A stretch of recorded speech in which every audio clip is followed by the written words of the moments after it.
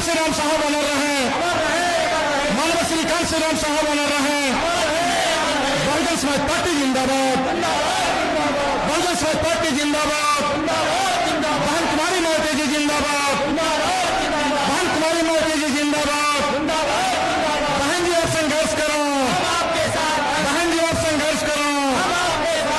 सर्व समाज के सम्मान में, सर्व समाज के सम्मान में बहन जी आप आगे बढ़ो, बहन जी आप आगे बढ़ो। दलित पिछड़ा दलितों के सम्मान में, दलित पिछड़ा दलितों के सम्मान में, सर्व समाज के सम्मान में, सर्व समाज के सम्मान में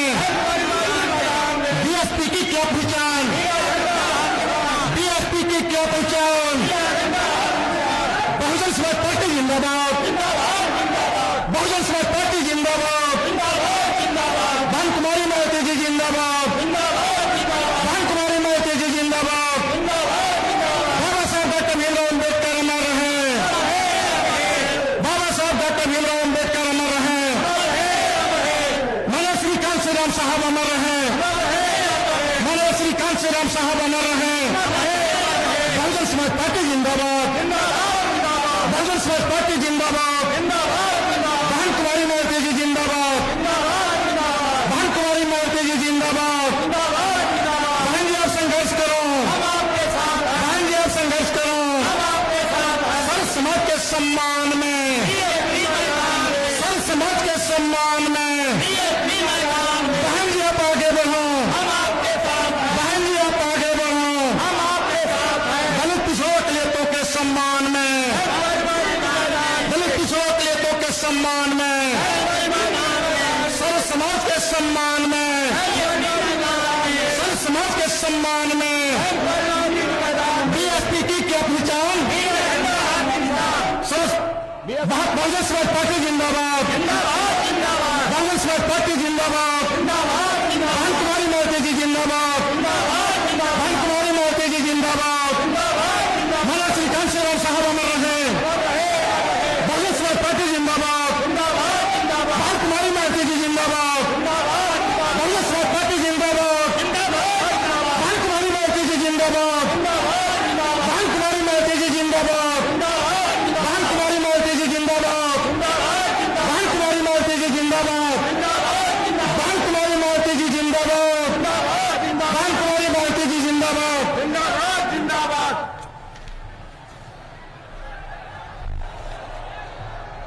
साथियों, बहुजन समाज पार्टी के तत्वाधान में मंडल बस्ती में, जनपद बस्ती में आयोजित चुनावी जनसभा के मुख्य अतिथि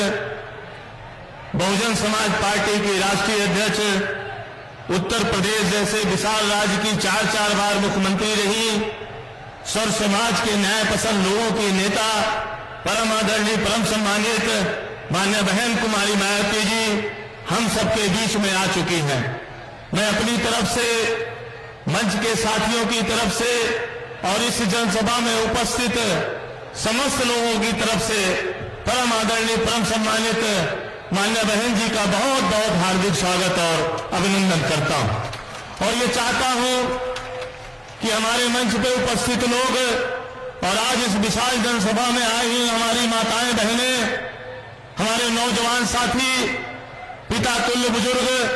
मैं सबसे चाहूंगा कि वो अपने अपने स्थान पर खड़े होकर के और दोनों हाथ उठा करके जोरदार ताली बजा करके मान्य बहन जी का स्वागत करने का काम करें।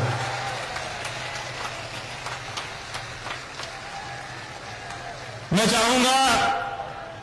कि हम सबके बीच में लोकसभा बस्ती के मान्य बहन जी के आशीर्वाद प्राप्त प्रत्याशी श्री लौकुश पटेल जी आए और चुनाव चिन्ह हाथी भेंट करके मान्य बहन जी का स्वागत करने का काम करें। मान्य बहन कुमारी मावती जी जिंदाबाद, मान्य बहन कुमारी मावती जी जिंदाबाद। दूसरे हमारे प्रत्याशी भाई नदीम जी जो डुमरियागंज के प्रत्याशी हैं, आप माननीय मान्य बहन जी को तथागत गौतम बुद्ध की प्रतिमा भेंट करके स्वागत करने का काम करें। मान्य बहन कुमारी मायावती जी जिंदाबाद, मान्य बहन कुमारी मायावती जी जिंदाबाद। लोकसभा संत कबीर नगर के प्रत्याशी भाई श्री नदीम अशरफ जी और उनके भाई मोहम्मद दानिश जी, आप मान्य बहन जी को तथागत बुद्ध की प्रतिमा भेंट करके स्वागत करने का काम करें। मान्य बहन कुमारी मायावती जी जिंदाबाद, मान्य बहन कुमारी मायावती जी जिंदाबाद, बहुजन समाज पार्टी जिंदाबाद। साथियों, मैं निवेदन करूं मान्य बहन जी को हम सबको संबोधित करने के लिए, उससे पहले मैं चाहूंगा कि आप सब दोनों हाथ उठा करके जोरदार नारा लगा करके मान्य बहन जी का स्वागत करने का काम करें। मान्य बहन कुमारी मायावती जी जिंदाबाद, मान्य बहन कुमारी मायावती जी जिंदाबाद। अब मैं बड़े ही आदर और सम्मान के साथ निवेदन करूंगा कि मान्य बहन जी पोडियम में आए और हम सबको संबोधित करने की कृपा करें। आदर।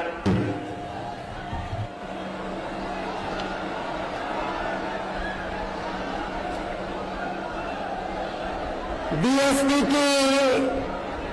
इस चुनावी जनसभा में इकट्ठा हुए पार्टी के सभी छोटे बड़े पदाधिकारी एवं कार्यकर्तागण, आज आप लोग देश में व जहां आपके उत्तर प्रदेश स्टेट में भी लोकसभा के लिए हो रहे आम चुनाव में अपनी पार्टी के उम्मीदवारों के समर्थन में मुझे सुनने के लिए यहाँ इकट्ठा हुए हैं, तो उसके लिए मैं आप सभी लोगों का हार्दिक दिल से आभार प्रकट करती हूँ। वैसे आप लोगों को ये विदित है कि हमारी पार्टी कांग्रेस, बीजेपी व अन्य किसी भी विरोधी पार्टी तथा गठबंधन आदि के साथ मिलकर नहीं, बल्कि अकेले ही अपनी पार्टी के बलबूते पर पूरी तैयारी व दमदारी के साथ ये चुनाव लड़ रही है। इसके साथ ही हमने टिकट बंटवारे के मामले में भी सर्व समाज के लोगों को उचित भागीदारी दी है, जिनको कामयाब बनाने के लिए अपनी पार्टी के लोग पूरे जी जान से लगे हैं। आप लोगों को ये मालूम है कि आपके बस्ती मंडल में मुस्लिम आबादी काफी ज्यादा है, तो मुस्लिम आबादी को ध्यान में रखकर हमने संत कबीर नगर जो लोकसभा की सीट है और डुमरियागंज लोकसभा की सीट से हमने मुस्लिम समाज के कार्यकर्ता को, पार्टी के सिपाही को, कार्यकर्ता को यहाँ से अपना प्रत्याशी बनाया है। और आपके इधर बस्ती लोकसभा की सीट में अति पिछड़े वर्ग का वोट काफी ज्यादा है, इसलिए हमने यहाँ कुर्मी समाज के अपने कार्यकर्ता को यहाँ अपना प्रत्याशी बनाया है। हालांकि आज यहाँ आपकी इकट्ठा हुई अपार भीड़ व भीड़ के जबरदस्त जोश को भी देखकर अब मुझे भी एक काफी हद तक भरोसा हो गया है कि पिछली बार की तरह इस बार भी आप लोग अपने प्रदेश से या लोकसभा आम चुनाव में अपनी पार्टी का बेहतर रिजल्ट जरूर लाएंगे। इसके लिए अब मैं आप लोगों का ध्यान कुछ जरूरी बातों की तरफ दिलाना चाहती हूँ और इस संबंध में विशेषकर मैं कांग्रेस, बीजेपी व इनके अन्य सभी सहयोगी दलों के बारे में ये कहना चाहूंगी कि आजादी के बाद शुरू में केंद्र व देश के काफी राज्यों में भी ज्यादातर सत्ता यहाँ कांग्रेस पार्टी के ही खाते में केंद्रित रही है, किंतु इनके अधिकांश मामलों में रही गलत नीतियों एवं गलत कार्य प्रणाली वजह से फिर इस पार्टी को केंद्र में काफी राज्यों की भी सत्ता से बाहर होना पड़ा है तथा यही स्थिति इनकी सहयोगी पार्टियों की भी बनी रही है, जिसके कारण ही फिर पिछले कुछ वर्षों से बीजेपी व इनके सहयोगी दल केंद्र एवं काफी राज्यों की भी सत्ता में काबिज हो गए हैं, लेकिन इनकी भी ज्यादातर रही जातिवादी, पूंजीवादी, संकीर्ण, सांप्रदायिक व द्वेषपूर्ण नीतियों एवं कार्य प्रणाली आदि से तथा इनकी कथनी व करनी में भी काफी अंतर होने की वजह से अब ऐसा लगता है इस बार ये पार्टी भी यानी कि भारतीय जनता पार्टी भी केंद्र की सत्ता में आसानी से वापस आने वाली नहीं है, बशर्ते यदि ये चुनाव इस बार फ्री एंड फेयर होता है, पूरे तरह से फ्री एंड फेयर होता है तथा आम चर्चा के मुताबिक वोटिंग मशीनों में भी कोई गड़बड़ी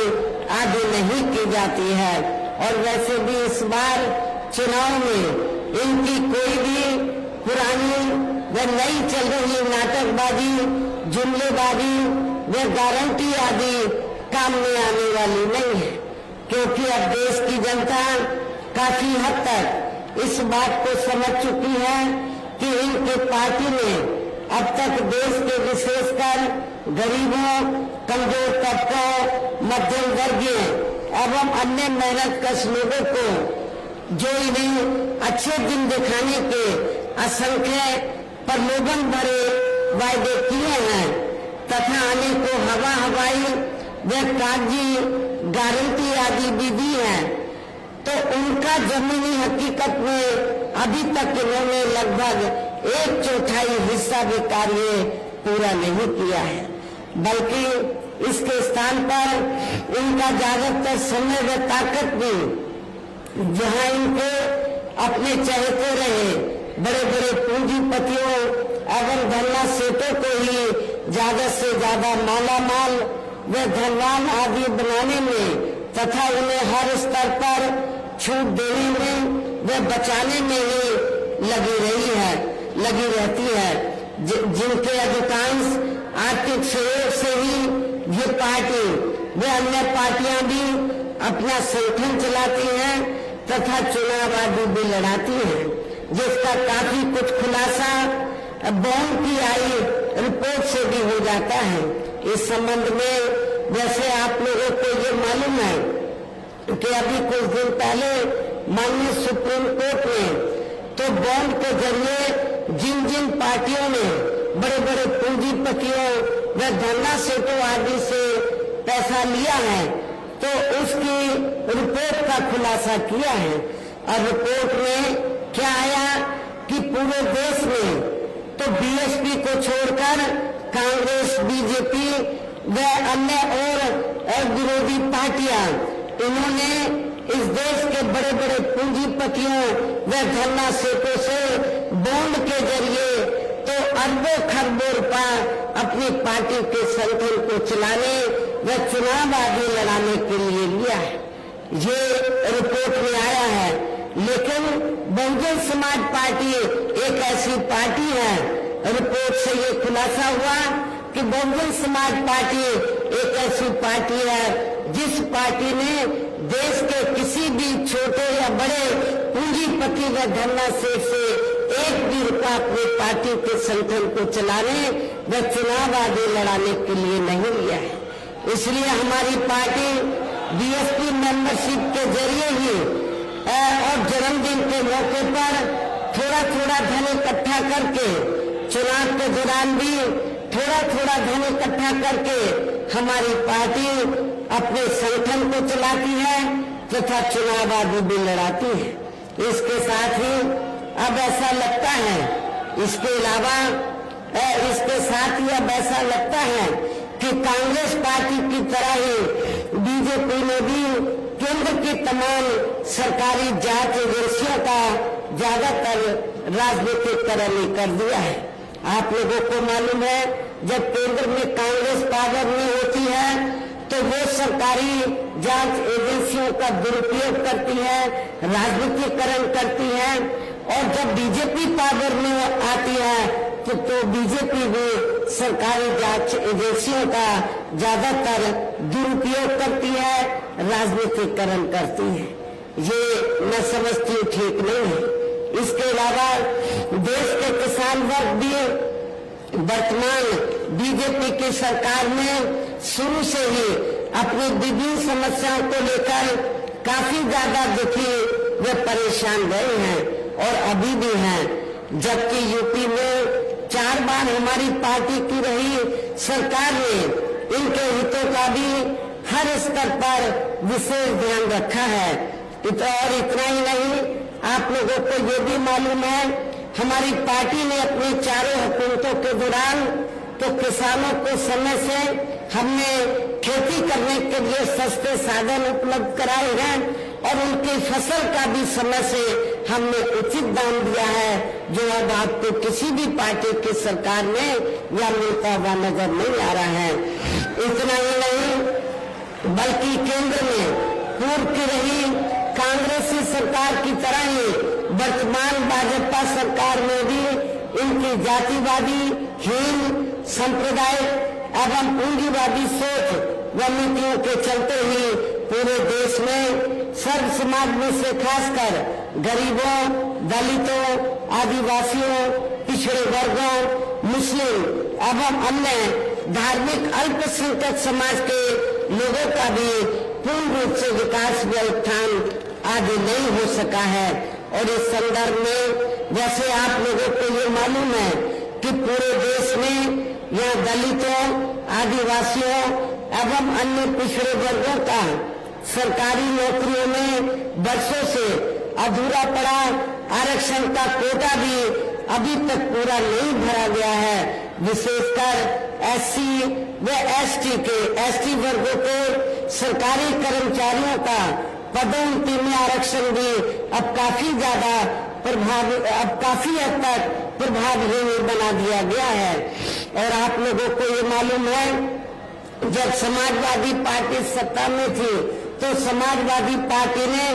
इन वर्गों के कर्मचारियों का पदोन्नति में आरक्षण बिल्कुल ही समाप्त कर दिया था, खत्म कर दिया था। तो क्या आप लोग दलित और आदिवासी लोग, क्या आप लोग ऐसी समाजवादी पार्टी को वोट देंगे? मैं समझती हूँ कि आप लोग बिल्कुल भी ऐसी पार्टी को माफ नहीं करेंगे, वोट नहीं देंगे। साथ ही केंद्र व राज्यों में भी विरोधी पार्टियों की रही सरकारों में इन सभी वर्गों को प्राइवेट सेक्टर में आरक्षण दिए जाने की व्यवस्था किए बिना ही इनकी सरकारों के ज्यादातर सरकारी कार्य अब प्राइवेट सेक्टर के जरिए ही इनके बड़े बड़े पूंजीपतियों व धन्ना सेठों आदि को ही दिए जाने के कारण अब इनको पूरे देश में आरक्षण का बहुत कम ही लाभ मिल पा रहा है। इसी प्रकार इनका अन्य और मामलों में भी शोषण में उत्पीड़न आदि होना अभी तक भी बंद नहीं हुआ है। इसके साथ साथ मुस्लिम व अन्य धार्मिक अल्पसंख्यक समाज के लोगों की भी हालत हर स्तर पर वो काफी ज्यादा खराब व दयनीय बनी हुई है। इतना ही नहीं, बल्कि पिछले कुछ वर्षों से केंद्र में अधिकांश राज्यों में भी बीजेपी व आरएसएस की सरकारों के चलते हुए अब इनका विकास एवं उत्थान आदि होना भी काफी हद तक बलशाली हो गया है। आए दिन इन पर खासकर हिंदुत्व की आड़ में हो रही जनजाति भी यह काफी ज्यादा चरम सीमा पर पहुंच चुकी है। इसके साथ साथ अपर कास्ट समाज में से विशेषकर गरीब लोगों की भी हालत हमें कोई खास अच्छी नजर नहीं आती है। इनकी गलत कृषि नीतियों के कारण किसान वर्ग भी आए दिन आंदोलित रहता है। साथ ही इनके गलत आर्थिक नीतियों की वजह से देश की अर्थव्यवस्था पर भी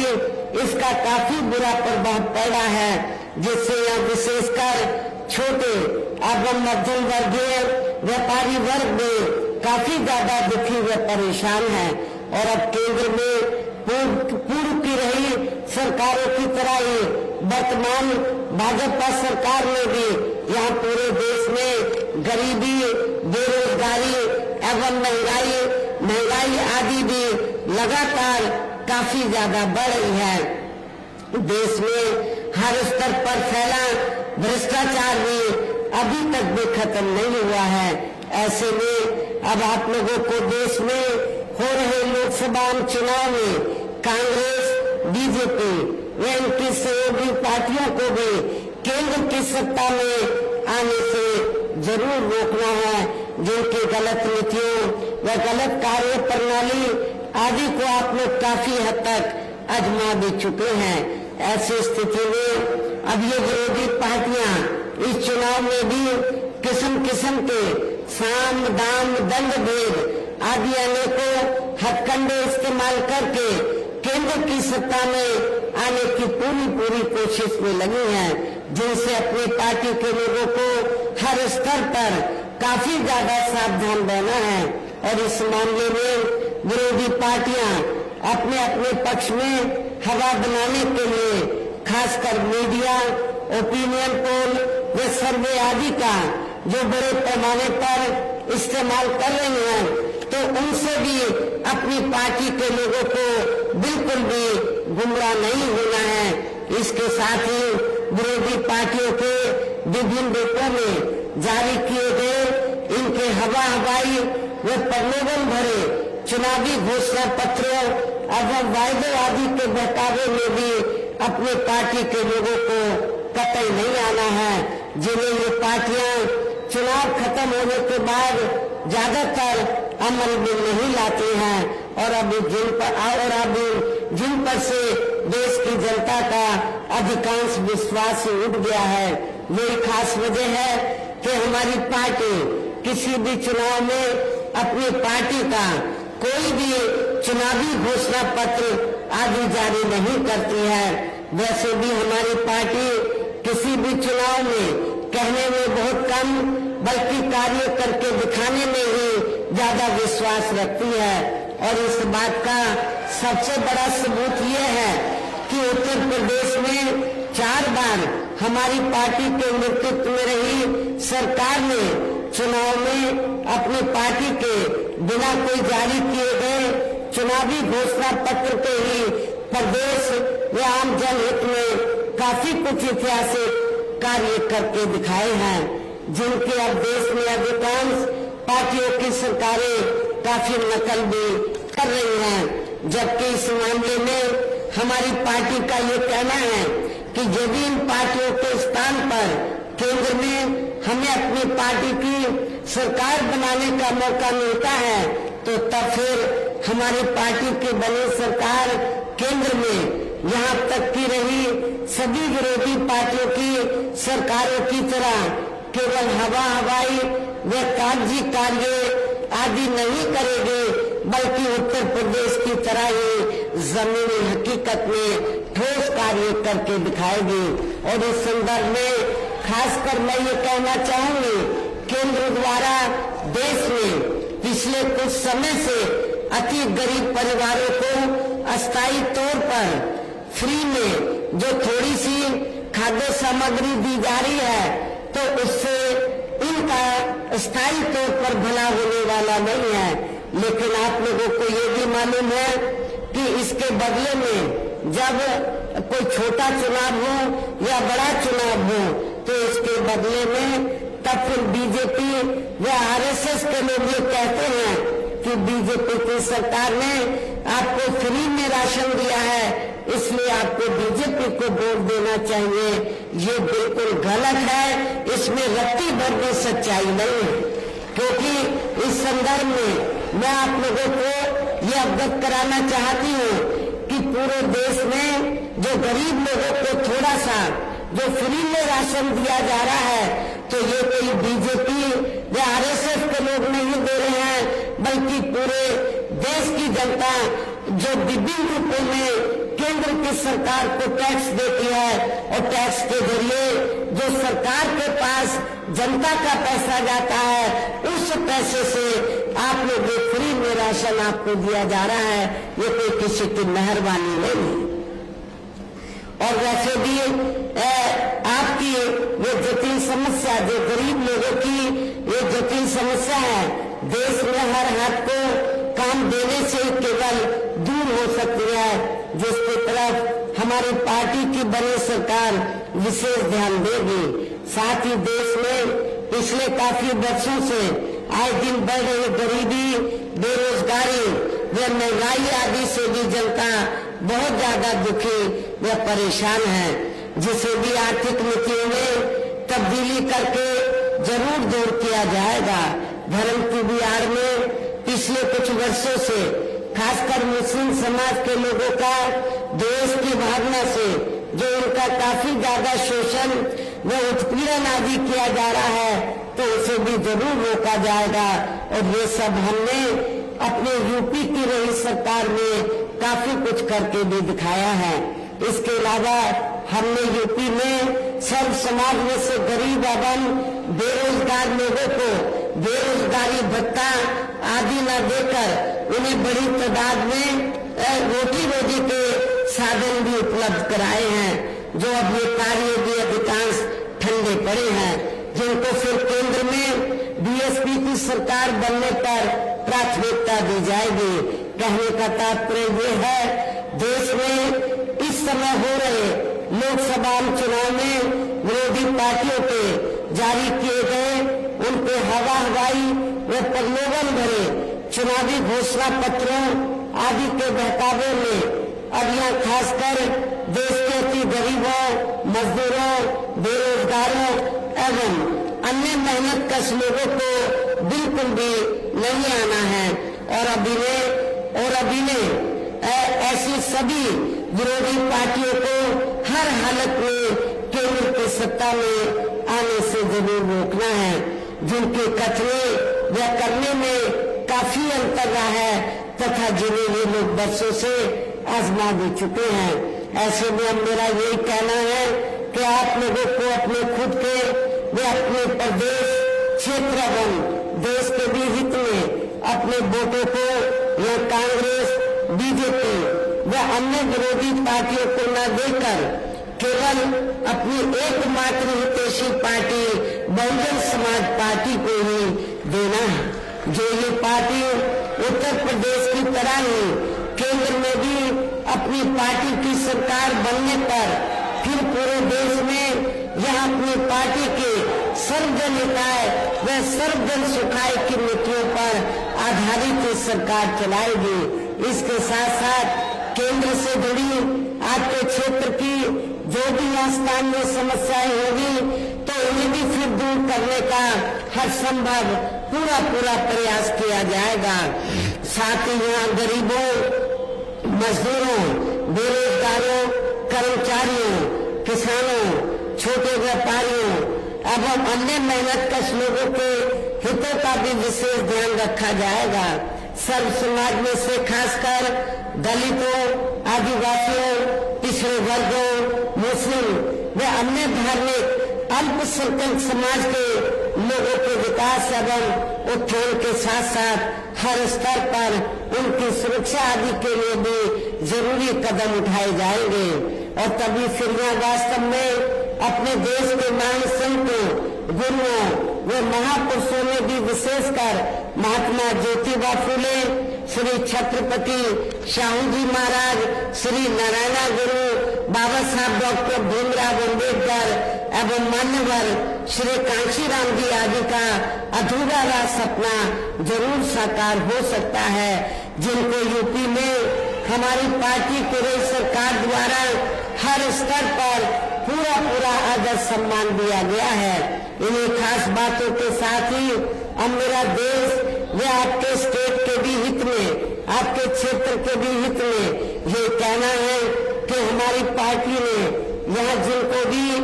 आपके बस्ती मंडल में, यहाँ जिनको भी लोकसभा के लिए चुनाव के मैदान में उतारा है, जो आपके सामने मंच पर भी मौजूद हैं, तो उन्हें आपको जरूर कामयाब बनाना है, जिसके लिए यह पार्टी के सभी स्तर के छोटे बड़े पदाधिकारी अब वो कार्यकर्तागण पूरे जी जान से लगे हैं। हर जिसके लिए हमारी पार्टी के सभी स्तर के छोटे बड़े कार्यकर्ता व पदाधिकारीगण पूरे दिल जान से लगे हैं। और मैं अब मैं अंत में मेरा यही कहना है कि आप लोगों को वोट पड़ने वाले दिन यहाँ बीएसपी के अपने सभी लोकसभा उम्मीदवारों को अर्थात बस्ती लोकसभा की सीट से हमने सभी श्री लवकुश पटेल को, आपके नौजवान साथी को चुनाव के मैदान में उतारा है। डुमरियागंज लोकसभा की सीट से हमने मोहम्मद नदीम मिर्जा को हमने टिकट दिया है। संत कबीरनगर लोकसभा की सीट से हमने सैयद नदीम अशरफ को चुनाव के मैदान में उतारा है। मेरी आप लोगों से यही कहना है कि आप लोगों को बहुजन समाज पार्टी के इन तीनों प्रत्याशियों को बीएसपी का जो चुनाव चिन्ह हाथी है, हाथी चुनाव चिन्ह के सामने वाले बटन को दबाकर इनको भारी वोटों के अंतर से जरूर कामयाब बनाना है, जिताना है। इस खास अपील के साथ ही अब मैं अपनी बात यही समाप्त करती हूँ। जय भीम, जय भारत।